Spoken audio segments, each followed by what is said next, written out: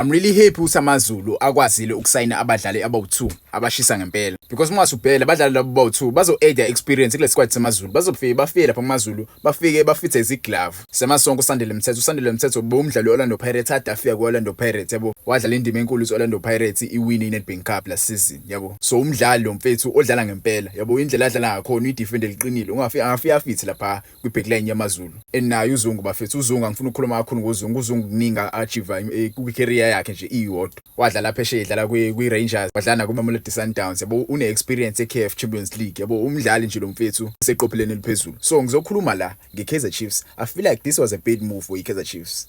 Ungangizwa kabi i-Kaizer Chiefs ayihlangene nalokho but i-Kaizer Chiefs bengameli ibayeke labadlali labo bawu2 baye kumaZulu. AmaZulu FC is a good club. AmaZulu FC is a big club. Adafe AmaZulu FC. But i-Kaizer Chiefs right now in a crisis yayo. Jobe in a crisis. Labadlali laba equality. Bekumele ithathe noma oyedwa between these two players. Ayo join abadlali lapha kwi-Kaizer Chiefs because if ubheka right now i-Kaizer Chiefs ishoda nge-center back equality. Ishoda nje nge-center back equality. Lama center backs enawo i-Kaizer Chiefs right now. Ngeke ungitshoze lawo ma center backs lawo adlala ngempela.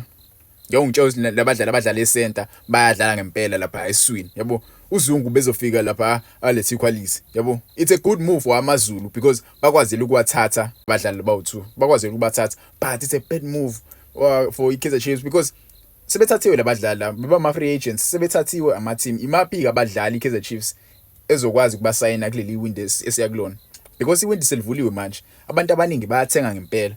Orlando Pirates ngenzeka isayini uApolice mephela leli viki benoMatuluti nje kuyaphithizela so i-Kaizer Chiefs yona bekumele izame ukulanda noma oyedwa wabo kulabadlali labo2 yabo. I'm really disappointed kwi-management ya i-Kaizer Chiefs singesazi yabo ukuthi kwenzakalani behind the scenes but labadlali labo2 bekumele bayijoin yabo. Ungangitshela ama comments ukuthi is it a good move for i-Kaizer Chiefs ibayeke labadlali noma is it a bad move?